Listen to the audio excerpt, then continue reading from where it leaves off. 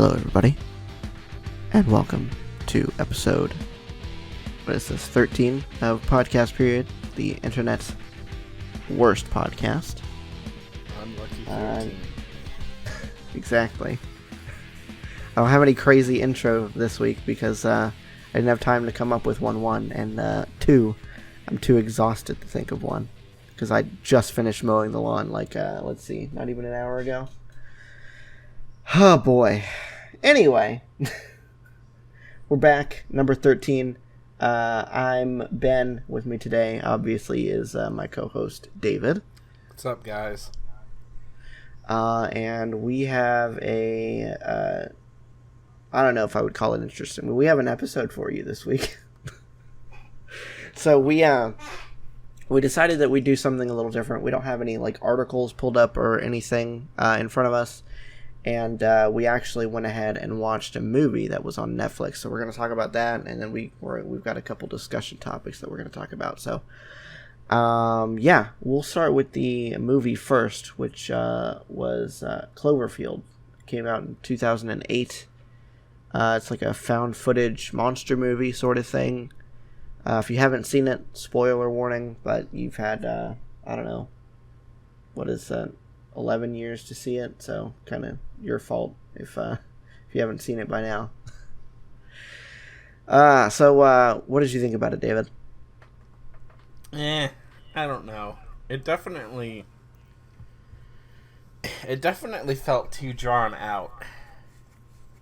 There wasn't enough action, there wasn't enough plot. It was just It went on for far too long for what it was. I mean, they could have done it totally different way than they did, and I don't know if I like it the way it was done. Yeah, the premise was interesting. It's like a Godzilla movie, but from the perspective of the civilians that are caught in the middle of it. But they took too long to get to the monster part, and then even when that did come, there was just a lot of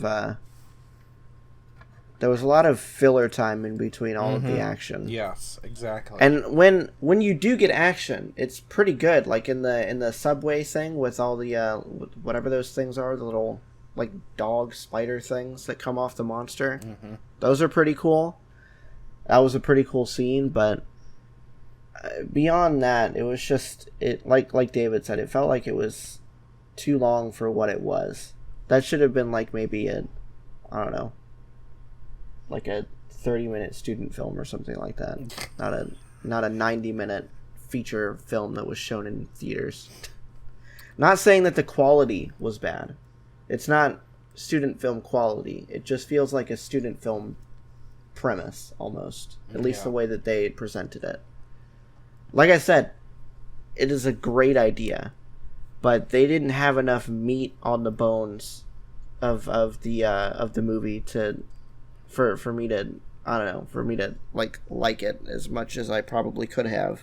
Absolutely not. I felt like they could have done a lot more analysis from the military's perspective. You get bits and pieces of theory as to the origin of it. They correctly assume that it comes from the sea, but still, I mean, come on now. It was just too much dead air time to me. Yeah. Too much filler going on. Yeah, exactly. I don't know. I thought, because David and I both saw the sequel actually before we saw this, I thought 10 Cloverfield Lane was a billion times better than this movie. Yeah, that's exactly my thought too. And neither of us have seen the third movie. It's Cloverfield Paradox, although I heard it's not very good anyway. It's a Netflix movie. So, we'll see. We may watch that later on down the road, but right now I'm not really inclined to. I'm not really. Yeah, exactly. I don't really know if there's a whole lot else that we can say about it without getting into the nitty-gritty. We'll do a little bit of a plot synopsis, just kind of show what the plot points that the movie goes through, just to show what we're talking about with how little actually happens. So, it starts out with it's like a going away party for a dude. He's like going to Japan for some job or something like that. VP of something. I never even understood what the job was. I just knew it was VP of something. VP of something or other. So it starts out with that. There's I think it's his best friend. He's going around and videotaping all of the guests, which is how the camera aspect comes in. He's videotaping all the guests and getting like going away messages and whatever. And this party is going on, and then all of a sudden, like, there's like these loud, like a loud thunderclap almost. It's kind of like it was presented like an earthquake when it first happened. So yeah, that happens, and then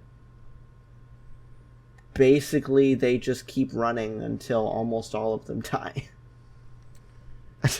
Don't really know where to go from there. Like, so during the party, the dude that's going away and his like best friend / ex-girlfriend, maybe, I don't know, they get into a fight, and so she runs away like right before this whole thing happens. So half of the movie is the dude that's going away, his brother, his brother's girlfriend, the best friend who's holding the camera pretty much the entire movie, and this other girl from the party. They are all going and trying to like run away from the monster, but at the same time trying to get to this dude's ex-girlfriend, because she gets a hold of him and she's like trapped in her apartment or something like that. So they finally, let's see, they get to like the subway, and that's when the random girl who's just with them from the party, she gets like bit by these like spider dog things that come off of the monster. Parasites. That's what they are? Okay. Basically, yeah. Okay, well, so yeah, she gets bit by one of those. The rest of them manage to get out safe, but they're like, when they're running away, they're like intercepted by the military in like this field. I don't know if it's like a field. It's like a field operations base, basically. And these guys find out that this girl is bitten. They take her away, and then she's like behind this like plastic sheet and almost like this quarantine thing. And she like explodes. It's really pretty gross, actually. Yeah, like almost immediately explodes too. Like, yeah, not even like 2 minutes after she's hauled away. Yeah, Poof. it was gross. Yeah. So then, oh no, yeah. Before that, actually, they were trying to get across the Manhattan Bridge. Was it Brooklyn? Or the Brooklyn Bridge? Yes. And then the monster. They were trying to get across it, and then the monster like whips its tail through the bridge and kills the dude's brother, the one that's going away, his brother. So now we're down 2 party members, basically, and then we finally get to this dude's girlfriend's house, and they get her out. And then how does the dude's girlfriend die? The brother's girlfriend. I forget how she dies. I don't think she did. I thought they got her on a rescue chopper. Oh yeah. That's right. That's right. She's the only one that survived. Exactly. Okay, so yeah, so the brother's girlfriend, the brother that died, his girlfriend, they get her onto a chopper. And then the 3 of them try to get onto a chopper, but it gets knocked down by the monster.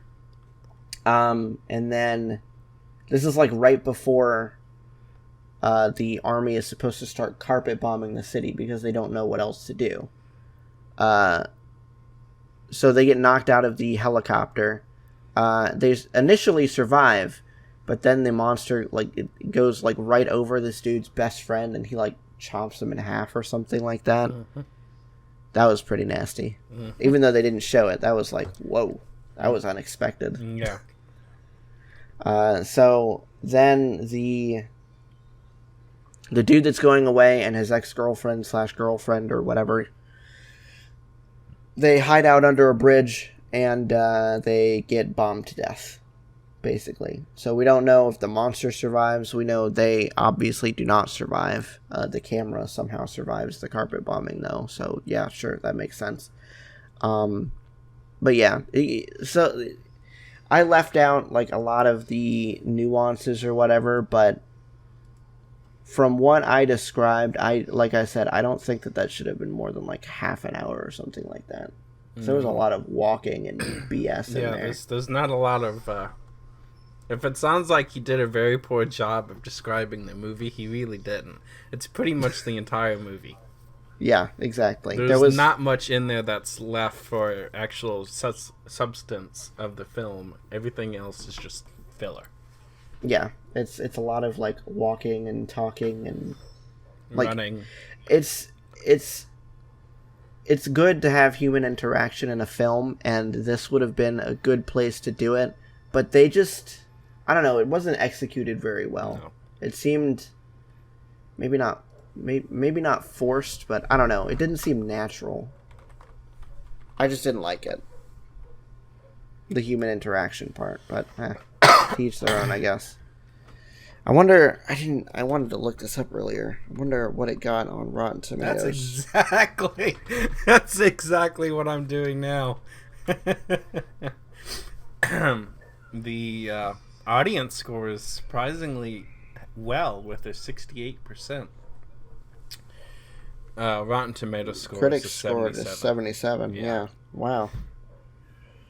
That's kind of interesting. I was not expecting that. I would have thought it would have been more in like the 60s range, but yeah. I don't know. Very, very, very interesting. It just, I don't know. It doesn't seem like a 77 movie to me, but whatever. I totally agree. Okay, so I don't really think that there's anything else that we can say about this movie other than it's all right. It's not something that I'm gonna go like actively seek out again. But if it was like midnight and there was nothing else on TV and I was like falling asleep and that was on, I would have been like, all right, sure, we'll leave that on in the background, whatever. Yeah, you're giving it a better standing than I am. I have no intention to ever watch this again. No. Okay. So what discussion topic did you bring this week, David? Discussion topics, huh? Well, this kind of somewhat falls into the summarizing of the last main topic, which was the aliens on the last episode. It's kind of what spurred this idea. But I asked Ben to contemplate the most logical, or at least what he believes to be the best worst case scenario for like a doomsday type apocalypse for mankind. Whether it be natural disasters or some kind of who knows, alien invasion, or if it's biological warfare or disease or whatever the case may be, what he thought the most likely scenario of doomsday would be. Mm-hmm. My most likely scenario definitely has to be natural disaster, whether or not it's caused by humans with like global climate change, or if it's totally 100% unpreventable natural disaster like a meteor or something like that, or giant earthquakes or volcanic eruptions or something. I think it's going to be something environmental, naturally disastering occurring, unless humans are stupid enough, which we very well may be, to kill us with biological warfare. That's the second I believe, most likely thing to happen is we either nuke ourselves to death or somebody invents some kind of disease in a lab and it gets out. Mm-hmm. Those are my top two. That's kind of what I was thinking. So I'm going to go through the three that I have.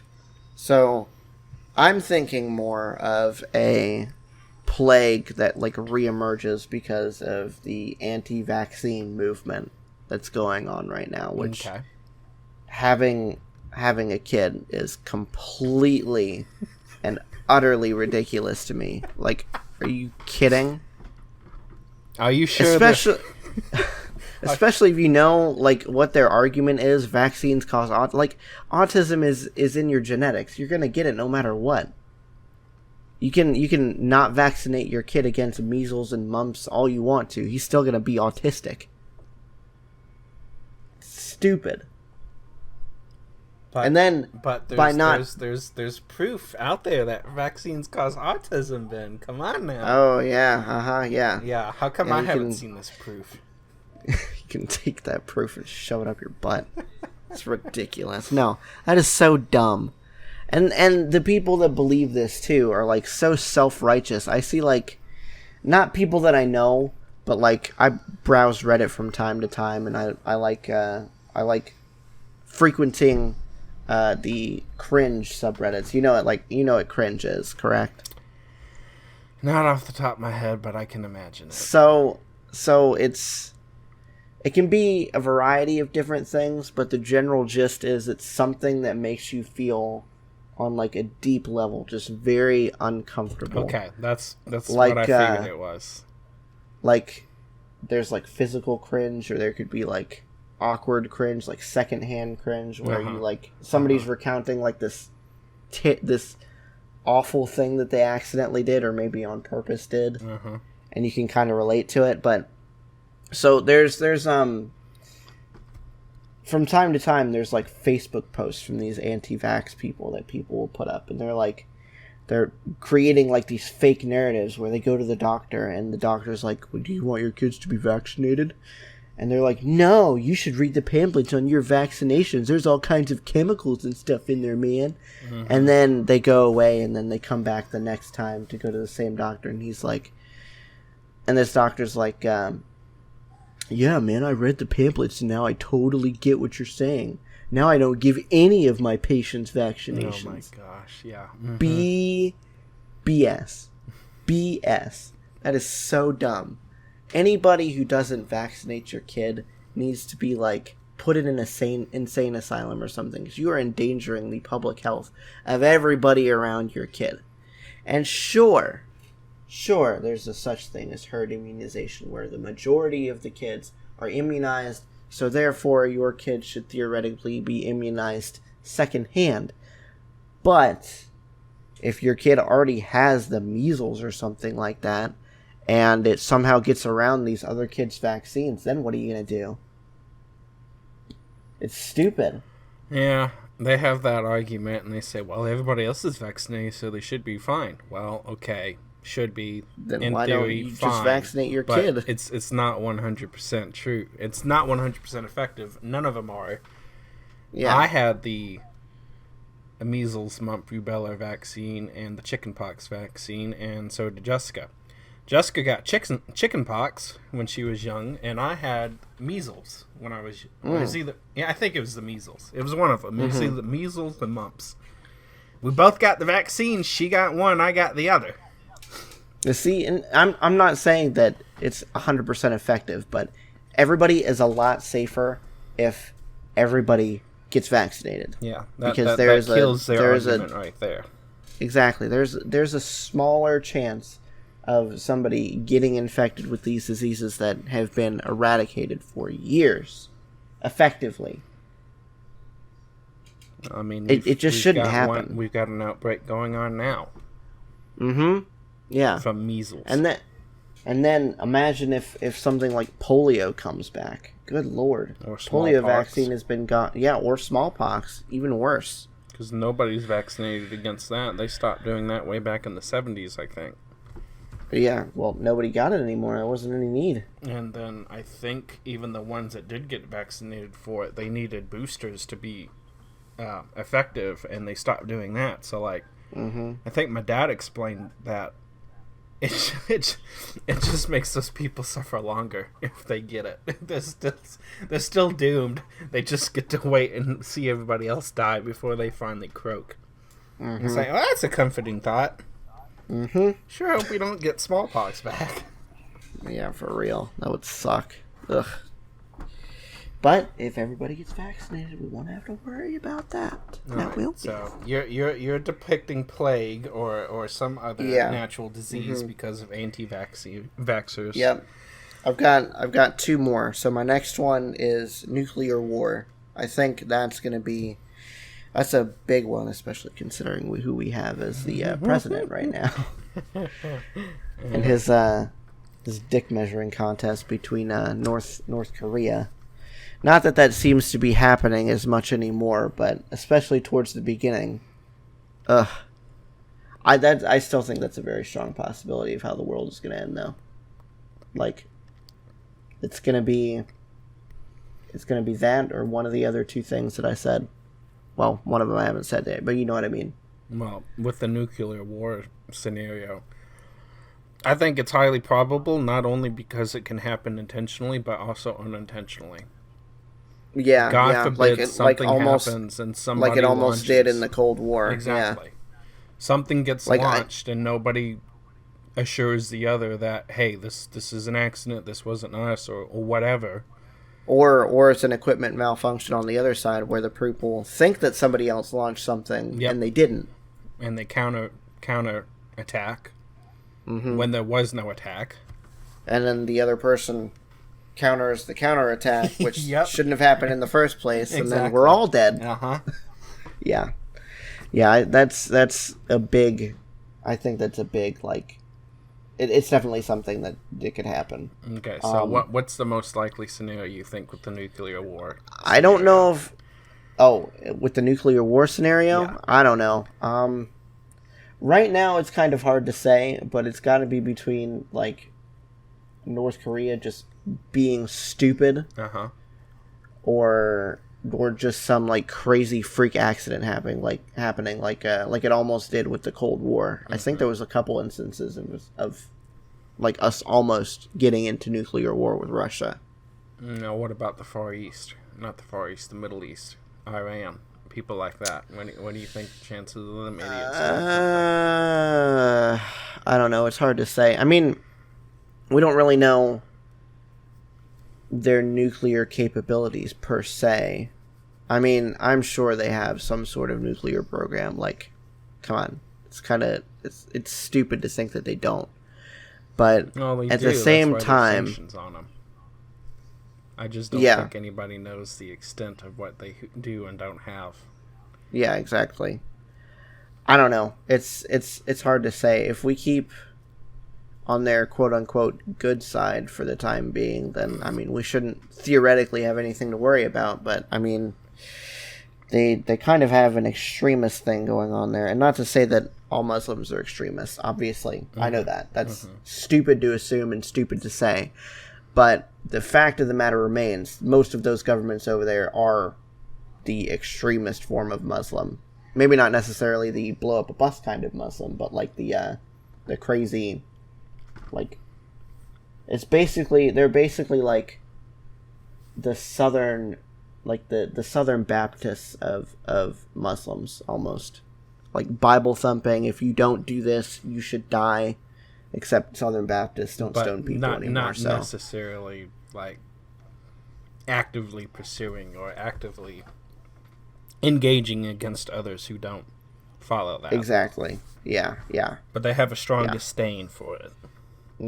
Yeah. Exactly. All right. Yeah. Next one. Okay, so the last one that I have is... It's kind of specific, but it seems likely enough that it could happen. You know about the volcano that's under Yellowstone, right? That was one of mine. Yeah. So I I think that it's a very big possibility. If neither of the two happens, then eventually this volcano is going to blow. Mm-hmm. And we're all going to die if that happens. Because that volcano is huge. Well, it is gigantic. I think it's enough to... Because it will inevitably kill the United States, North America, Mexico probably, and Canada. I think there's enough there that would cause catastrophic climate change or catastrophic crop die-off. That would kill all of humanity. Yeah. Unless I think enough would happen there. And get food and resources that survive. Yeah. I mean, there's always a chance that somebody can have like an underground hydroponics thing, but exactly. You know. Okay, so the rule for that one is not everybody has to die, but it definitely is going to wipe out like 98% of the world's population. It would wipe out a lot of people. and the nuclear war wouldn't necessarily wipe out everybody, and neither would the anti-vax thing. But there's enough. Yeah, there's enough there that it would be basically an extinction event. Exactly. Like, yeah. Was that the only ones that you had? Was like the nuclear war and the natural disaster sort of thing? Well, I was gonna play into the natural disaster one. Yellowstone is a big probability to me that will eventually. I don't think anywhere near in the next 2, 3, 4 generations lifetime. I think that's thousands, if not hundreds of thousands of years away. Oh yeah, it will happen though. Just like I think... Now, this one's a little bit more probable as far as likely to happen. I don't think it will be anywhere near an extinction level event unless... Now, there is a possibility. Everybody knows that there's nothing but one giant fault line all the way through the middle of the United States called the New Madrid Fault. Mm-hmm. It was responsible for, I think they calculate 7.7 on the Richter scale earthquakes back in 1811 and 1812. Mm-hmm. I think that could be triggered either by the fact that it's overdue and they already say it's probably going to happen in the next 50 years as it is. I think California's big one might be something that is large enough to either affect California and possibly split part of the state off, and that being a major fault line along tectonic plates, either be big enough to trigger other tectonic shifts and cause earthquakes and tsunamis in other part of the world, but also, depending on how large that is and how primed the New Madrid Fault is, that one being strong enough to make New Madrid go off. So not only do you have the West Coast devastated, now you have the heartland of America devastated. Mm-hmm. And that is enough for sure to ruin basically the entire United States, because you take out the heartland, you take out the crops. Mm-hmm. You take out the West Coast. Not only do you take out a lot of technology and other infrastructure for not only the United States, but let's face it, the rest of the world. A lot of tech industries out there. Not God just forbid that, be but big enough to also go for Yellowstone. Now, I don't think that's probable. Yeah. But you never know.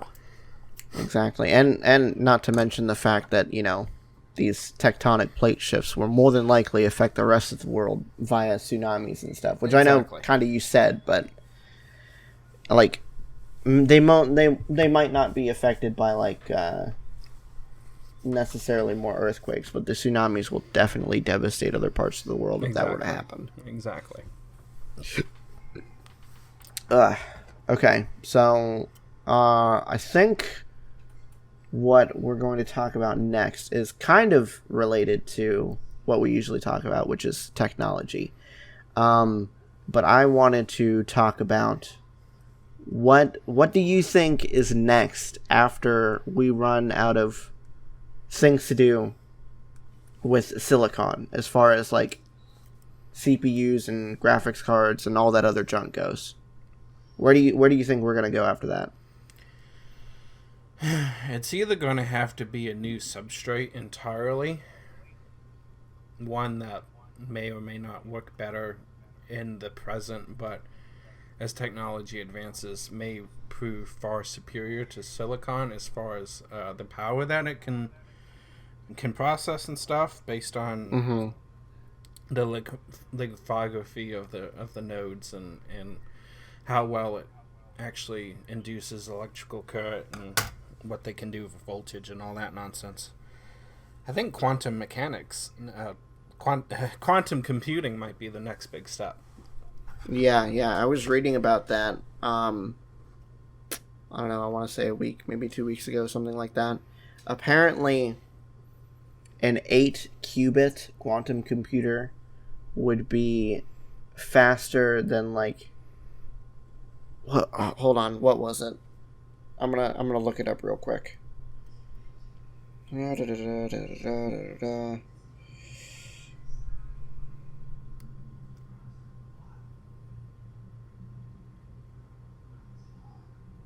that Grayson? No.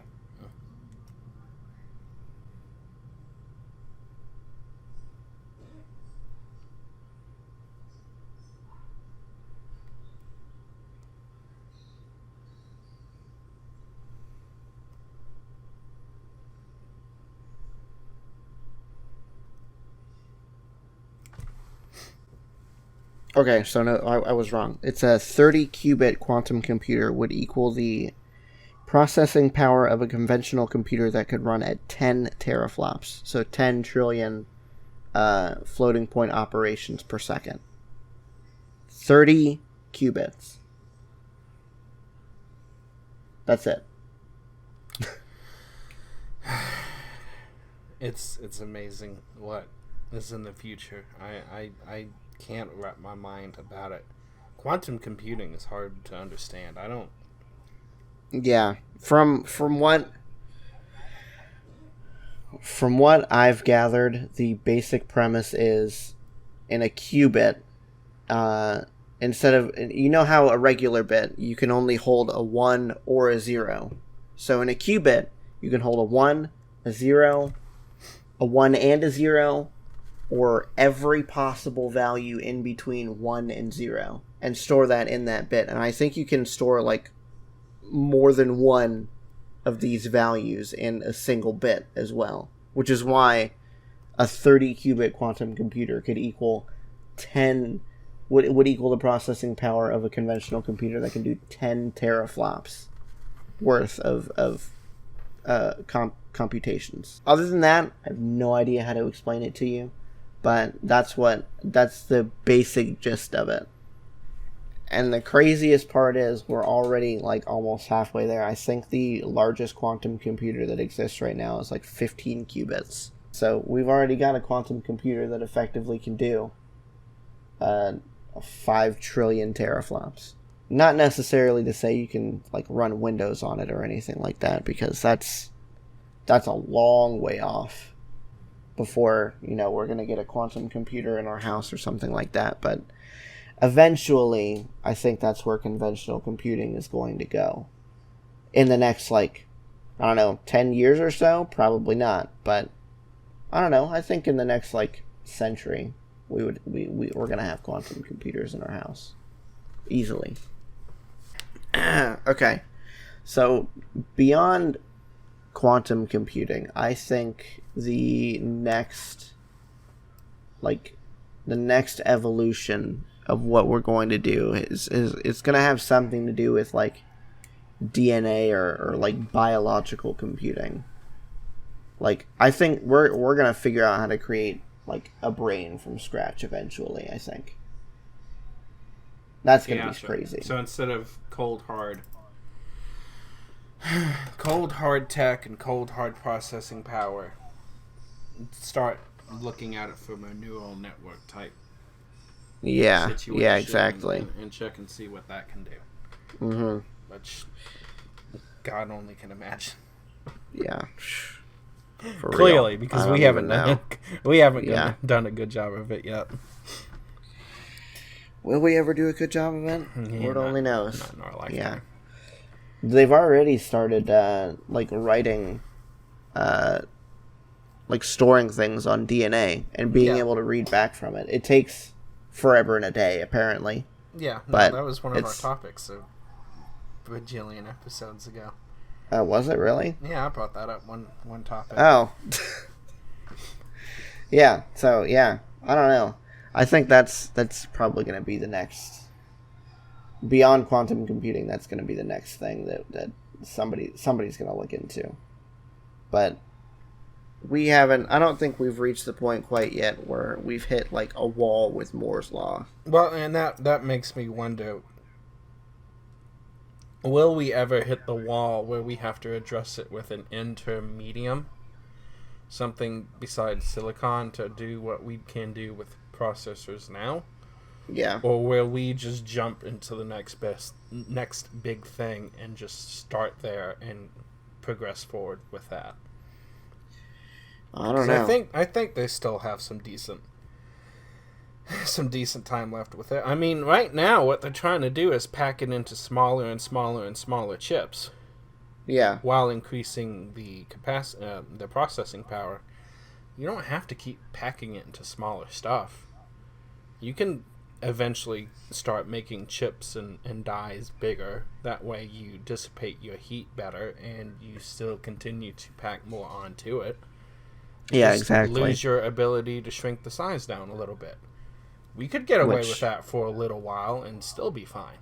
Yeah, I mean, they're pretty dang small now. I mean, even if you go to a standard desktop chip being the size of a Threadripper, yeah, it's still not that big. That big of a deal. No, I mean you'd have to make motherboards a little bit bigger. You definitely wouldn't get the same form factor as like a micro ATX or whatever. But no, I mean, and you don't need that type of power in laptops, so you could just kill that argument. Exactly. You can just leave them and make them to where they're not going to get extremely, extremely double, 3 times, 4 times more power out of the same size for 10 years and call it done. I mean, you don't have to do it. You can just say, well, get a desktop. Mm-hmm. What can you not do with a laptop now? I mean, we went to the moon with technology that is literally outclassed by, like, the world's smallest smartwatch or something. Yeah, I'm pretty sure. Scale too. A $10 Raspberry Pi would outdo the computer that sent us to the moon. Exactly. So we're fine in the interim, I think. Exactly. Yeah.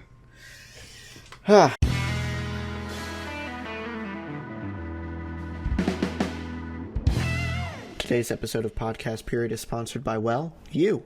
We've recently started a Patreon to help offset some of the costs of running the podcast, and you can be a part of it for as little as $1 a month. We have an exclusive Discord server, community events, a Minecraft server, and you can access episodes early as well. If you want to help out the show by throwing some money our way, just head to patreon.com/podcastperiod. Again, that's patreon.com/podcastperiod. Now back to the show. Okay, so then the last little discussion topic that we have is, as far as artificial intelligence goes, where do you think we're going to end up? Like, not necessarily like a Skynet situation, but like, what do you think the next step is that we're going to start seeing? Well, there's a few things that they probably could do to prevent a Skynet scenario in the beginning. Yeah. All you have to do, really, is, okay, if one unit becomes self-aware and develops malicious intent, as long as it doesn't have basic internet connectivity, well, what's the deal? True. All you have to do is limit it. And do I think it's going to happen? No. But I think that's what is coming is personal like rosy robots from the Jetsons. Just making everything in our lives easier while still providing meaningful and valuable communication. Yeah, kind of like the robots in iRobot. Exactly. Something like that. Yeah. So robots are coming. Nobody's going to stop that. Yeah. They will become more, if they don't make them more humanoid, just because society won't tolerate that. Fine. Yeah. I'm okay with that. Yeah, I don't know. I don't know how far. I don't know how far into the uncanny valley they want to go with that. Honestly. Exactly.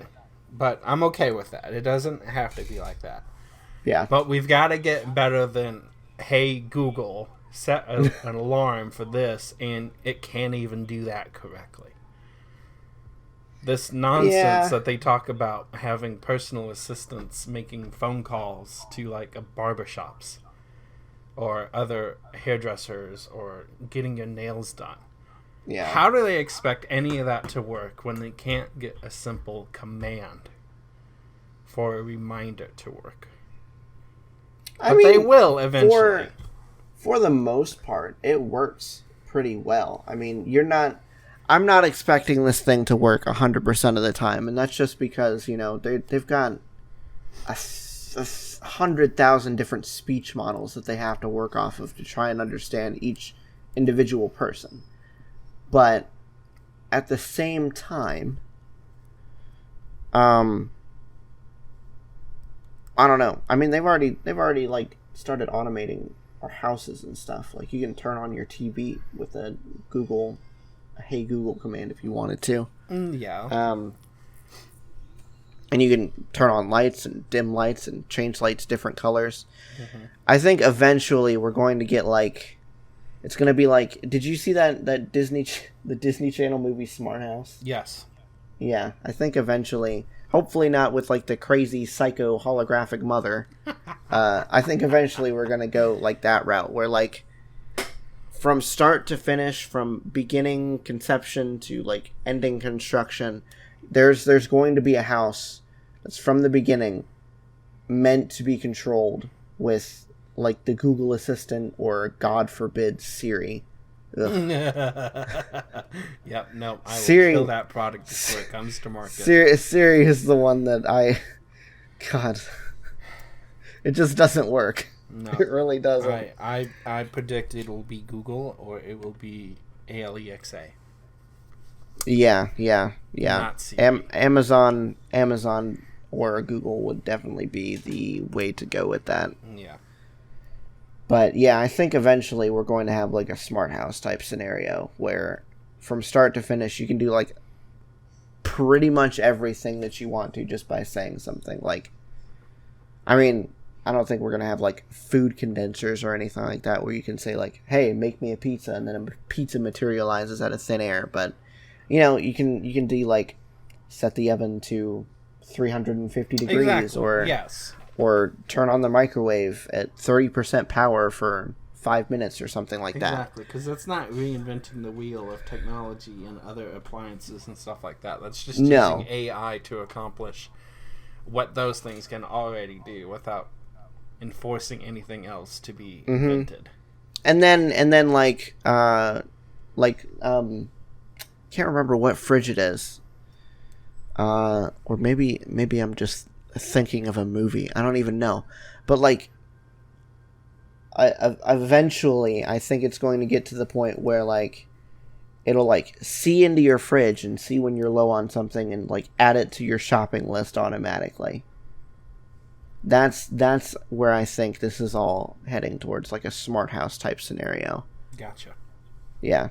So you're thinking home automation, and I'm thinking personal assistant robots that take care of everything. Yeah, I mean, it's basically the same thing, except mine is a house and yours is a robot. Exactly. Yeah, so, I don't know. I mean, there's definitely room for both of them to coexist, but I don't know. I don't know. I don't know how people would react to necessarily having to get, like, this thing that they have to keep around their house when the smart house would be like just an ideal solution as far as that's concerned, because you wouldn't have to bring anything extra into the house. You don't have to bring anything in. You don't have anything that you have to have space constraints or and theoretically you don't have anything to maintain as far as that goes too. because you could just bake in your connectivity into everyday appliances that you're already talking about. And it's not like the connectivity itself is going to break. If the appliance breaks, and you either repair it or you get a new one. Yeah, exactly. Just like everything else in life. That's not going to change just because it got smart and you connected it to like a home network or something. Yeah. Now, obviously, there's going to be advantages to having a robot around the house. Like, instead of hiring a home nurse for your elderly parents or whatever, you just stick a robot in there and physically do without somebody being there. Yeah, Like your oven, you stick a robot in there and you can preheat your oven, but can your oven put the pizza on exactly and do it for you? Yeah. I think that's the way that it's going to go. It's going to, if the robots are the way to go, it's going to start out with like personal assistant type things, like where instead of hiring, like I said, hiring a home nurse, you get a robot and it cares for, your elderly parents or grandparents or whatever. And eventually it will move up to where you get like a robot butler situation in like middle class households. But I think the smart house will happen before the robots happen. Gotcha. Yeah. So yeah, I think that's where we're at. It was a very interesting episode. We're definitely gonna do this again because it was super fun to rack my brain about these things and like try to think of, I don't know, like the natural disasters and the AI, and I mean some of this, like I said, we've already like read about, and like the DNA storage thing, we've brought it up on the podcast before, but it's just interesting to sit down and like vocalize exactly what I think is going to go on in the tech industry for the next like foreseeable future, Yeah. Now one more thing with the AI. Yeah. Because I just thought about it, but I think it'd be a really integral part of it. When's the day coming that we all get microchipped? And that chip has the ability to exist as like a code processing computer where we can have all the information we want like displayed, I don't know, holographically in front of our eyes, or maybe an augmented reality type thing where you maybe have sensors or projectors around the house or something or whatever. When's the day we get chipped and all that kind of just can be controlled by that? I don't know. Will you just I don't know if I'd telepathically turn on the lights? I don't know if I'd want to go that route, honestly. That seems a little bit... I don't know. I just don't like that. I don't like it either, but when do you think it'll happen? Do you think it'll happen? Because I think at some point that will be the way of the future. It'll probably be a while before society comes around to that, because I ain't getting chipped. No. No. If it does happen, it's going to be like at least a century or two down the road, I think. I don't see it happening in either of our lifetimes. I don't either. Too much Big Brother conspiracy with that one. Yeah. I mean, I can't say that I blame people either. It makes me a little bit wary to think like this. I could have this like little chip implanted in my forehead or whatever, and then the chance to have it like hacked and somebody could take over my entire life. That would just be insane. And not to say that there isn't a chance for, say, the robot or the smart house to get hacked, but the robot or the smart house is not directly connected to my brain or whatever. So yeah, I'm gonna say no to that. No, thank you. Right. Yeah. So yeah, that's gonna be it for this episode of the podcast, guys. Thank you so much for tuning in. We'll have more for you next week or next episode. I don't know when we're gonna record that, but yeah, we'll see you next time. If you have a chance, wherever you're listening to us, leave us a 5-star review, especially on iTunes. Go check out our Patreon. Throw us $1 there. Yeah, see you guys next time. Bye. Bye, guys.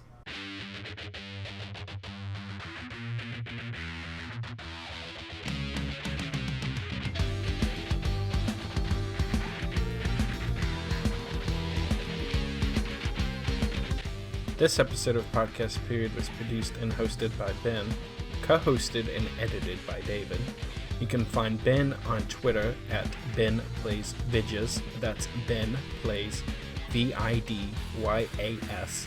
And you can find David at Car6by16. You can find the show on Twitter at Podcast Period, or email us at podcastperiod@gmail.com.